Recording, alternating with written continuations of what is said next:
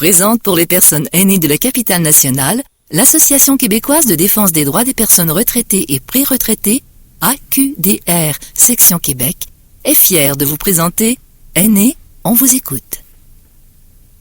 Bonjour, auditrices et auditeurs, et bienvenue à Aînés, on vous écoute sur les ondes de CKRL 89,1. Ici Pierre Lavallière. C'est toujours un plaisir de vous retrouver pour une émission dédiée aux aînés.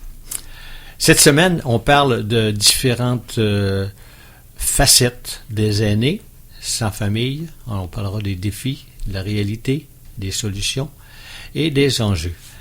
Alors, sans plus tarder, je vous présente mon invitée, Judith Gagnon. Madame Gagnon est présidente de l'Association des retraités et pré-retraités de la section Québec, AQDR. Bonjour, Judith. Bonjour, Pierre. Vous allez bien? Ah oui, très bien. Alors, pouvez-vous nous parler un peu là, du projet ou enjeu le plus important de l'AQDR Québec pour les aînés? Oui, je vais vous en parler avec un grand plaisir. Écoutez, ça fait à peu près 2-3 ans qu'on étudie la situation des aînés, on réfléchit, on a rencontré beaucoup, on est sur toutes les tables de concertation, on a même un service juridique, un service de communication, et on regarde les aînés vivre, et on s'aperçoit de plus en plus qu'il y a beaucoup d'aînés qui ont personne comme répondant, qui sont sans famille ou sans famille qui active autour d'eux. Puis, au début, on disait, regarde, c'est peut-être un mauvais moment. Non, ça se précise de plus en plus. Alors là, on s'est dit, on va travailler sur les aînés sans famille au Québec parce que c'est important. Je vais vous donner des statistiques. En 2021, 1,75 million de Québécois avaient 65 ans ou plus, selon l'Institut de la statistique, puis il y avait 21% de ça qui n'avaient pas de proche aidant. Ils étaient tout seuls. Pas de soutien familial. Hey, ça fait beaucoup là, quand tu vieillis. Ça fait un pourcentage assez élevé, hein? Je crois que c'est au-delà de 80%, je crois. Non, c'est 21%. 21%, pardon. Mais c'est beaucoup, 21%, là, quand on pense avec le nombre d'aînés qu'il y a déjà. Et quels sont les enjeux là, pour les aînés sans famille? Ouais, merci de la question. C'est la précarité économique accrue. Ils sont tout seuls. Ils n'ont personne pour leur aider à payer des choses, à les soutenir. Ils sont obligés de payer pour chaque petit soutien qu'ils ont. Alors, ça coûte cher à un moment donné. Puis il y a des fois, dans notre vie, on devient moins en forme en vieillissant. Puis si on n'a pas de soutien, là, des fois, on est mal pris. Puis on ne sait plus où se garrocher, puis on n'a pas d'aide, puis des fois, on dépense beaucoup pour avoir du soutien. Puis la solitude et l'isolement social. Ça, on a déjà parlé dans les émissions antérieures, mais c'est énorme, la solitude des aînés. Il y en a qui nous disent qui voient personne, ils parlent à personne pendant des semaines de temps. Alors ça, c'est quand même très important. Puis, l'autre enjeu majeur, c'est un risque élevé de dépression et de perte d'autonomie. Dépression, si tu vois personne, tu es tout seul tout le temps, ça roule dans ton cerveau, ça marche pas. Puis la perte d'autonomie, c'est sûr, tu peux avoir des problèmes cognitifs, tu es tout seul, là, seul au monde. Puis, difficulté d'accès aux soins médicaux. Vous savez, il y a énormément d'aînés qui n'ont plus de médecin de famille, puis ils sont tout seuls. Des fois, ils savent plus comment faire, ils savent pas comment utiliser ce que le CIUS a mis en marche pour en avoir. Fait que là, ils se retrouvent ils ont plus de soins de santé, puis c'est leur qualité de vie en général qui est totalement... ça va pas bien là, pour ces personnes-là. En fait, c'est de ne pas savoir, en fait, où s'adresser pour avoir les services requis. Et puis, comme ils ne parlent pas à beaucoup de gens, bien, ils peuvent pas avoir facilement la référence. Alors, c'est un problème, hein, c'est ça? Oui, c'est un gros problème. Puis ça va devenir un problème encore plus grand avec le temps. Parce que vous savez, on est de plus en plus d'aînés, hein, une grosse cohorte. Puis avec le temps, fait que qu'est-ce qui va se passer? Il va falloir qu'il y ait une nouvelle organisation communautaire pour aider les aînés sans famille. Et cette forme, pourrait prendre quelle forme cette aide pour les aînés? Parce que comme ils n'ont pas de référence, ils ne connaissent pas l'endroit où s'adresser. OK. Ben, je vais vous dire un peu ce qu'on a pensé, comment est-ce qu'on peut les aider. Ben, de toute façon, vous l'avez, souvent même ces gens-là sont pas inscrits au CIUS, ils sont pas inscrits au CLSC, ils ont pas affaire avec ça. Ce qu'on peut faire pour les rejoindre, c'est encore le milieu communautaire qui a quelque chose à faire. Parce qu'il y a beaucoup d'organismes communautaires qui envoient ces aînés-là, parce que souvent, ces aînés-là, il va pas beaucoup de monde, mais quand ils ont besoin de quelque chose, ils ont besoin d'aliments ou quoi, ils vont à des endroits, ben, ils peuvent être comme dépistés, puis là, on peut voir qu'est-ce qu'on peut leur donner, quel service on peut leur donner, puis quel accompagnement on peut leur donner. Mais il va falloir réfléchir à tout ça, là. J'ai pas la voix, la vérité et la vie, mais on a l'intention, la QDR, de mettre plusieurs personnes ensemble, faire un comité de travail à plusieurs niveaux, puis regarder toutes les facettes, puis dire qu'est-ce qu'on fait avec ça. Est-ce qu'on pense à ce moment-là aux personnes qui sont dans leur maison et qui n'ont pas dans les RPA et dans les CHSLD? Est-ce que c'est le cas? Pas juste ça.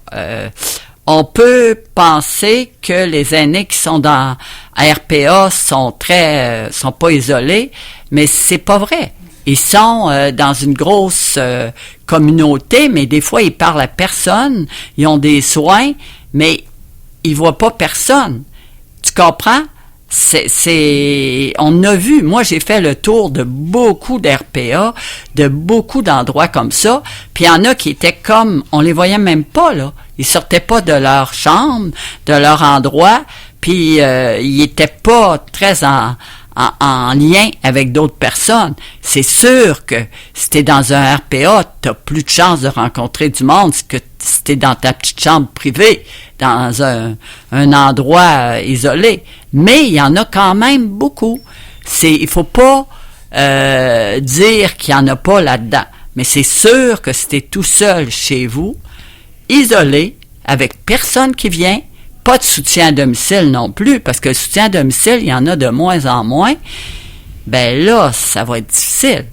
Mais il y a des initiatives qui ont été faites à Montréal avec la police de Montréal, là, quelques années, là. Faites appel à ma mémoire. La police de Montréal allait sonner aux portes de certains quartiers où il y avait plus d'aînés pour détecter les gens qui étaient là et puis voir un peu qu'est-ce qu'on pouvait leur donner comme service. Ça pourrait être une façon, parce que ça avait donné des fruits. Il y avait eu beaucoup de choses après ça, puis je pense que on pourrait aller dans le même sens aussi. On pourrait, parce qu'il faut aller cogner aux portes, aller voir qu'est-ce qui se passe, parce que si on bouge pas, là, puis on fait des grands principes, il y aura rien qui va se passer. Parce qu'il faut bien penser que les personnes qui sont seules, souvent ils ont des familles, mais parfois aussi les enfants ne s'occupent pas beaucoup de leurs parents. Donc, c'est remis à des personnes autres qui doivent se relever ce défi-là. Oui, parce que le Québec a changé avec la Révolution tranquille. Le Québec n'est plus le même Québec qu'on a connu. À bien des égards, c'est très positif, parce que surtout pour les femmes, mais puis aussi mettre à jour là, tout ce qui se passait dans la société, mais ça a eu un côté qui est moins intéressant. Dans le sens qu'avant, puis on a beaucoup moins d'enfants, c'est correct ça aussi, là. Il faut travailler, puis tout ça. Sauf que l'esprit de famille est moins fort. Comment on dirait qu'il est pareil? C'est pas vrai. C'est plus des grandes familles qui se rencontraient, puis tout. Il y en a moins, là. Puis il va en avoir de moins en moins. Donc, il va falloir penser, famille, c'est quoi? C'est comme une communauté. Puis qu'est-ce qu'on peut faire pour redonner ça avec des gens qui sont pas dans la famille. Mais ça, il y a des gens qui réfléchissent à ça et je pense qu'il va y avoir des projets qui vont réussir là-dedans. Évidemment, là, on ne parle pas des personnes qui sont dans la rue, qui sont complètement démunies. Et puis, il y en a de plus en plus à cause des logements qui sont très chers et qui ne peuvent pas assumer les coûts. Là, évidemment, c'est ceux qui sont dans les endroits privilégiés, là, par exemple les RPA, puis les CHSLD, ben c'est déjà communautaire. Les services sont là, sont là. Au moins, ils ont des services, vous avez raison.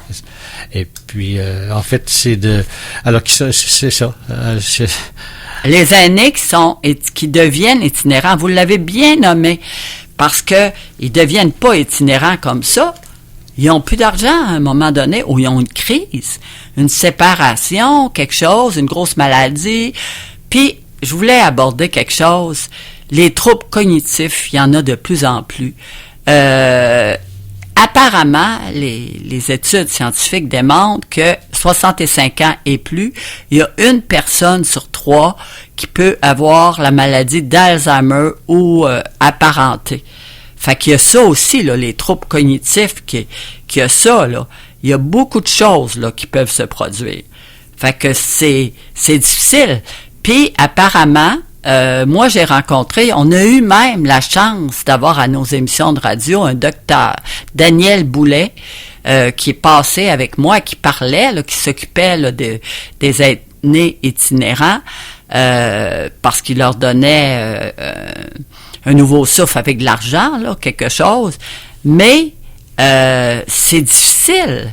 C'est très difficile parce que il y a la question de la santé mentale. Il y a aussi la question qu'il y a beaucoup d'aînés qui sont découragés parce qu'ils n'arrivent plus à payer leur logement. L'éviction de logement, tu sais, on pensait que tu es aîné puis tu ne seras pas évicté, mais au contraire, c'est pouc! Tu pars puis tu es évicté. Quand tu es évicté puis tu n'as plus de place, là, tu te sens mal. Fait que là, tu t'en vas. Tu sais pas où est-ce que tu peux t'en aller. Puis je pense que la ville fait quand même des choses pour ce monde-là. C'est bien, je suis bien contente de ça, mais c'est un enjeu majeur qui nécessite qu'on en prenne soin d'une meilleure façon, mais c'est pas facile, ça. Puis, vous le savez, Monsieur Lavalière, un logement maintenant, c'est 2000 pièces par mois, là. 1500, là. Il n'y en a plus des logements à 600-700 pièces par mois, là. On entendait à la télévision, justement, hier, à savoir qu'en Colombie-Britannique, par exemple, là, des édifices que des promoteurs voulaient acheter, ben ils ont passé une réglementation qui fait que il y a un organisme qui a été créé pour faire l'acquisition de ces bâtisses-là, et puis il s'assure que les personnes qui sont là vont demeurer en permanence. Et puis, ils achètent l'édifice et puis ils les louent. Alors, ça permet puis il y avait quand même une bonne quantité là, de personnes qui pouvaient garder leur logement. Sinon, c'est impensable. Là, le promoteur qui achète un édifice, qui le rénove, il augmente ses loyers. Les personnes ne peuvent plus adhérer à ce logement-là. Mais c'est une bonne initiative. Peut-être qu'il y en a à Québec. Au Québec, je vais me renseigner parce que ça, c'est quelque chose qu'il faudrait qu'il soit plus reconnu puis qu'il y en ait davantage parce que vous avez raison. Je sais pas où est-ce qu'on s'en va, là. C'est vraiment pas facile, là, dans tous les aspects. C'est pas facile, de toute façon, actuellement, avec la société dans laquelle on vit, quel que soit notre âge, de vivre. Fait que, imaginez une personne aînée qui en perd un peu puis qui est isolée, c'est vraiment pas facile. Les organismes communautaires sont bienveillants de ce côté-là. Cependant, ils ne peuvent pas tout faire non plus. Je vais souvent à des tables, je participe à des tables de concertation d'aînés et d'organismes. Et écoutez, la situation est vraiment pas rose, là. Il y a des problématiques épouvantables, là. Il y a moins de soutien qu'il y a jamais eu, là. Puis c'est pas de la faute des gens. Puis comme organisme communautaire, ben, vous le savez, on n'a pas d'argent. Il n'y a pas de financement pour les organismes communautaires. On en parlait d'ailleurs hier. Ils ne montrent pas le montant pour la mission. Alors, ils donnent des petits montants pour des projets, mais un projet, tu le commences et tu le finis. Mais pour la mission, ils n'en donnent pas. Alors que tout coûte plus cher. Puis quand tu engages du monde, tu peux pas leur dire que c'est la charité chrétienne puis que tu ne payes pas. Faut que tu payes. Fait que c'est le monde communautaire qui donne, qui retient là, la société, mais qui a le moins d'argent. Et puis je crois que ça, c'est une grosse erreur. La plus grosse erreur. Parce que moi, je me dis, si tous les organismes communautaires décidaient un jour de faire la grève, pendant un bon bout de temps, pour que ça paraisse, ben je pense qu'on verrait des choses pas drôles. Où est-ce que le monde irait? Alors, pourquoi qu'on reconnaît pas ça, puis qu'on refasse pas une nouvelle façon pour bien les financer, puis les soutenir? Parce que ça va aller en empirant là, la situation sociale. Oui, bien, dans un autre ordre d'idées, on entendait aux nouvelles, justement, à Montréal, il y a des entrepreneurs en logement, en bâtiment, qui ont proposé au gouvernement de bâtir des édifices au coûtant, en fait. En fait, ils prenaient ils prenaient pas un bénéfice là-dessus, puis ils laissaient la réglementation aux personnes pour que ces personnes-là puissent accéder à des logements abordables. Ça, c'est super. C'est à voir que s'il y aura suite à cela. Je sais pas si vous avez suivi ça. Il y a quelques mois, moi, j'ai pu voir dans les médias que la Fondation Luc Maurice, c'est un homme qui a beaucoup de RPA, mais c'est aussi quelqu'un qui a une vision sociale de la réalité du vieillissement. C'est un homme vraiment bien.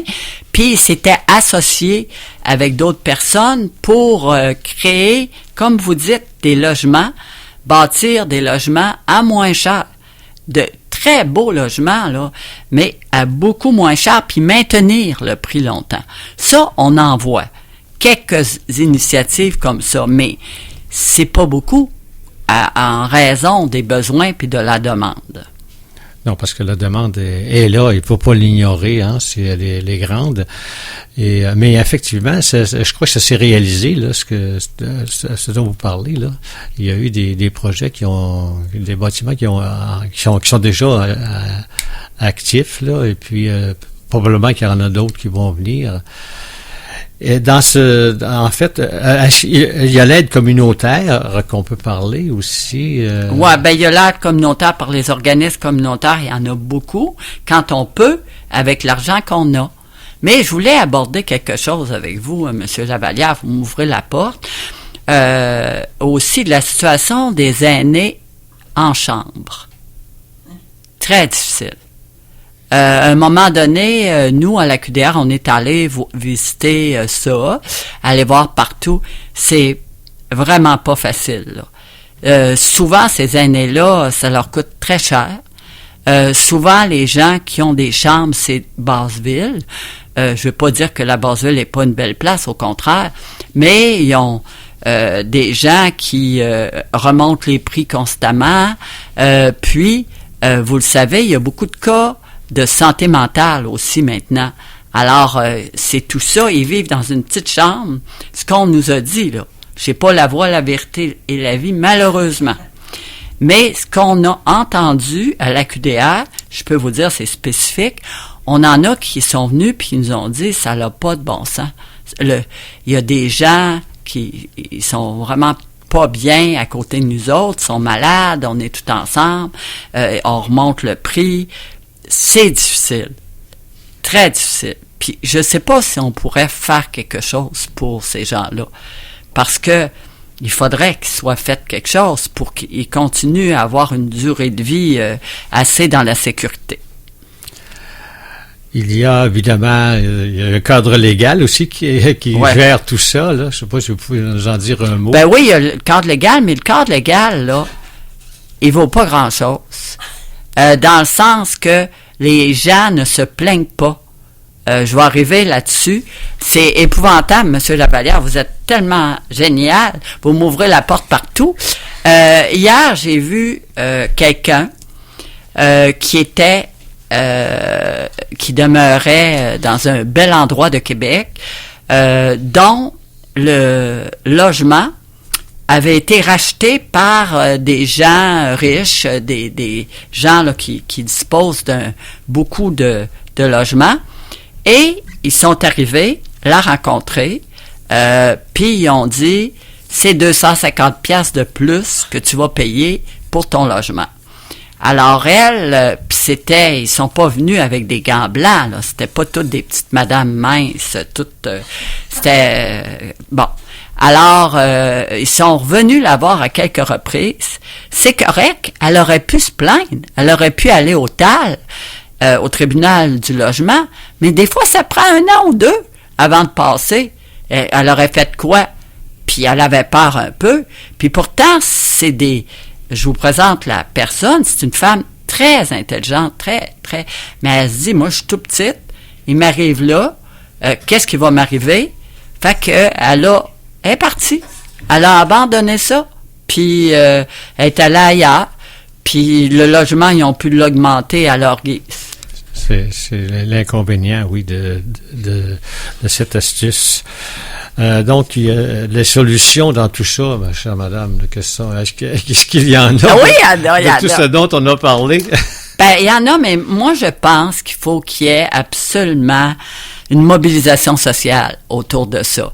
Pas juste des aînés, de toute la société, autour de cet enjeu-là. Parce que on peut pas voir ça juste personne aînée puis tout, c'est toute la société. Puis il va falloir que ça l'éclate au grand jour et puis qu'on fasse quelque chose là-dessus, qu'on aille le dire et puis qu'il y ait différents types de personnes qui s'allient ensemble et puis qui regardent la problématique sur différents aspects puis qu'est-ce qu'on fait là-dessus. Moi, j'ai des gens qui sont venus me voir à la QDR dernièrement qui carrément disaient il faut une mobilisation sociale. Absolument. Le Québec se transforme, le Québec a amélioré, mais il y a aussi des retards humains. On a oublié des gens qui parlent pas. On a oublié des gens qui vivent moins bien parce que ils parlent pas. Alors, il faut une mobilisation sociale pour leur donner la parole puis avoir une vision large et éclairée. Pas juste faire un grand plan comme ça, mais aller consulter les gens, puis avoir des gens de différentes générations. Puis, je vais vous dire que il y a des jeunes personnes qui sont très correctes et puis qui seraient très capables d'aider les aînés. Et puis, ils pourraient avoir des matchs parfaits avec ça. Mais je pense qu'on en est là à bâtir quelque chose de nouveau. Puis, c'est une opportunité qu'on a. En fait, les personnes aînées, on parle rarement là, de la reprise par les enfants à la maison d'une personne, de leurs parents, leur père, leur mère. Il y en a pas beaucoup. Mais c'est pas nécessairement ça qu'on veut. C'est parce que ça, je pense qu'il n'y en aura pas beaucoup. C'est plutôt des jeunes qui décident d'aller aider les personnes aînées. Où est-ce qu'ils sont? Sans vivre ensemble. Ça, moi, je pense que c'est comme moins dans la note, et puis ça, je pense pas que ça revienne tant que ça.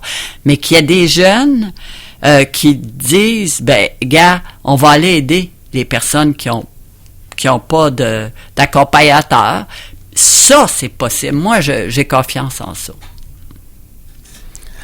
Bien, en fait, mais il reste que... Est-ce qu'il y a quelques personnes, des familles qui accueillent leurs parents? Est-ce que ça se produit? Ben, on l'a pas vu, là, dans le moment. On l'a pas beaucoup, hein? Non, pas beaucoup. Pas beaucoup. On l'a pas vu, puis ça se comprend. Ben, les gens travaillent. Les gens travaillent. La société a changé. La société a changé, littéralement. Puis les maisons bigénérationnelles, il y en a très peu aussi. Il y en a très peu. Ça n'a pas marché. Pas beaucoup. Mais il me semble que c'est une bonne solution, n'est-ce pas? Oui, c'est une bonne solution, mais qui ne convient pas à tout le monde. Parce qu'on vient de parler aux aînés sans famille.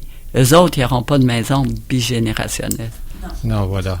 Alors, c'est ça qu'il faut voir différemment. Je pense qu'il faut accentuer notre pouvoir d'agir, puis accentuer notre façon d'aller plus loin, puis de voir plus loin.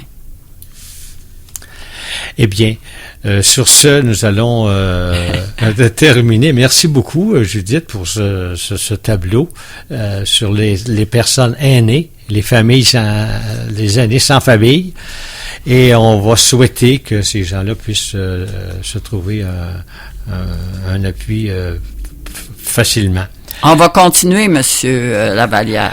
Alors, merci beaucoup, auditeurs et auditrices à la QDR Québec. Si vous voulez consulter, vous pouvez toujours communiquer au 418-524-0437 à QDR Québec et on se fera un plaisir de vous répondre. Et puis, voilà.